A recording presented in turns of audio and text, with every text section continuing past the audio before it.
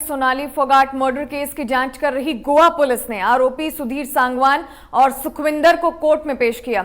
इस दौरान कोर्ट ने दोनों आरोपियों को रिमांड को लेकर 2 दिन और बढ़ा दिया है। ये बताया जा रहा है कि अब पुलिस हरियाणा से मिले सबूतों के आधार पर दोनों आरोपियों से पूछताछ करेगी। बता दें कि पुलिस ने दोनों आरोपियों को रिमांड खत्म होने के बाद कोर्ट में पेश किया था। अदालत में पेशी के दौरान पुलिस ने दोनों आरोपियों की रिमांड की अर्जी रखी है, जिस पर कोर्ट ने दोनों को 2 दिन की रिमांड पर भेज दिया है।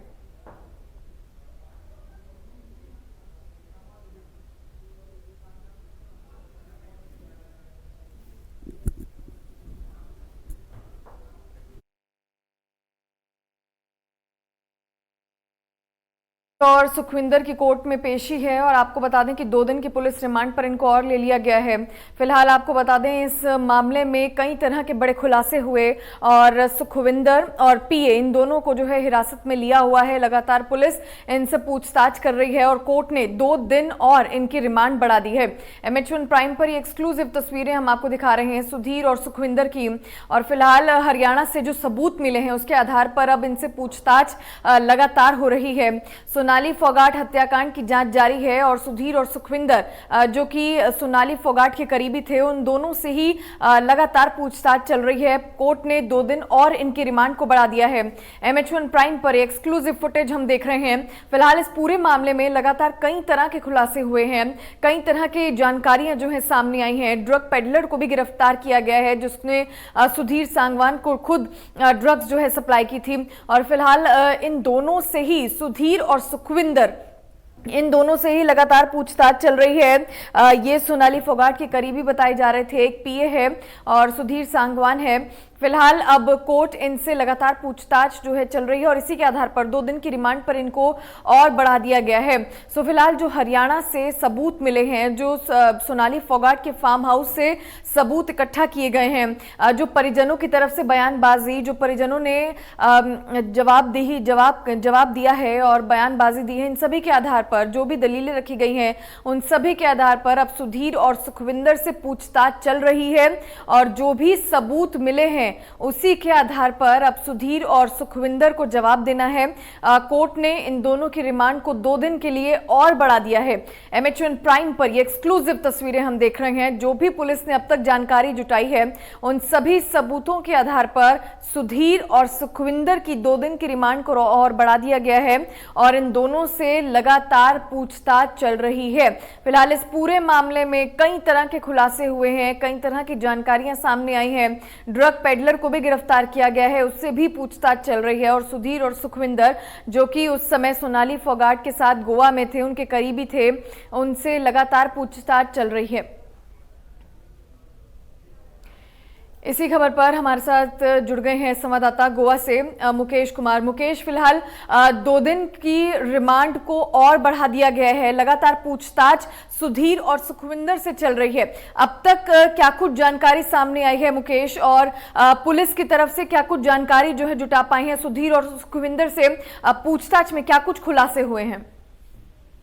जी देखिए, पहले अदालत ने सुखविंदर और सुधीर सांगवान के 10 दिनों का रिमांड दिया था, जो आज खत्म हो रही थी। इसके बाद आज अंजुना पुलिस ने इन दोनों को अदालत के सामने पेश किया और अंजुना पुलिस ने पहले 4 दिनों की हिरासत की और मांग की। और पुलिस ने बताया कि अभी इस मामले से जुड़े हुए जांच में बहुत सारे पहलू हैं जो अभी चल रही है और इन दोनों का रिमांड उसके लिए जरूरी है। लेकिन अदालत ने फिलहाल 2 दिनों का रिमांड बढ़ाया है और पुलिस से कहा है कि 2 दिनों के बाद इसे फिर लेकर के आए, दोनों आरोपियों को फिर लेकर के आए और उस दिन आप बताएं कि आज और कल में 2 दिन के समय में आपने क्या इन्वेस्टिगेशन किया और बाकी अगर जरूरत होती है तो आगे भी 2 दिन दिया जाएगा। कानूनी तौर पर किसी भी आरोपी का पुलिस रिमांड 14 दिनों तक दिया जा सकता है, तो अभी उसके बाद भी 2 दिन का वक्त बचता है।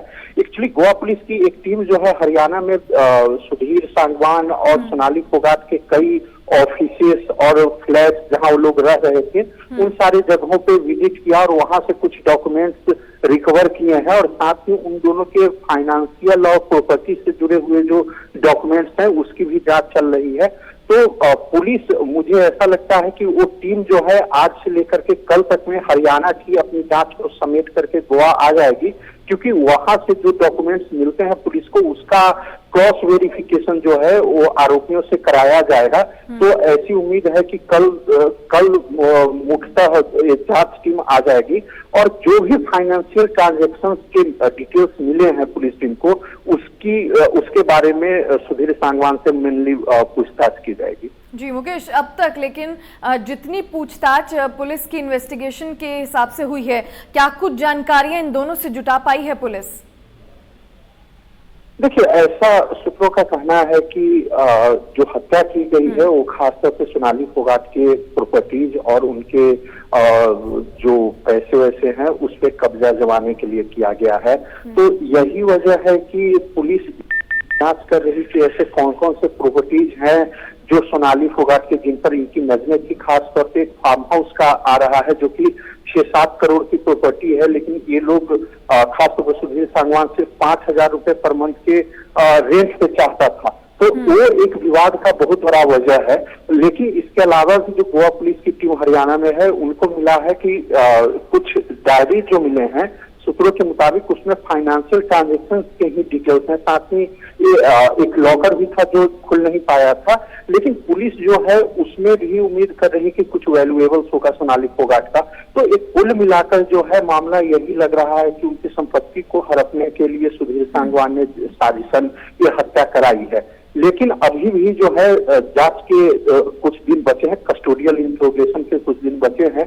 तो मैं उम्मीद करता हूं कि कुछ और खुलासे इसमें हो पाएंगे। चलिए ठीक है, शुक्रिया मुकेश इन तमाम जानकारियों के लिए। तो हमारे सहयोगी मुकेश ने तमाम जानकारियां दी और कोर्ट ने फिलहाल 2 दिन और इनकी रिमांड को बढ़ा दिया है और लगातार कई तरह की जानकारियां, कई तरह के खुलासे जो हैं वो सुधीर सांगवान से फिलहाल निकल पाए हैं।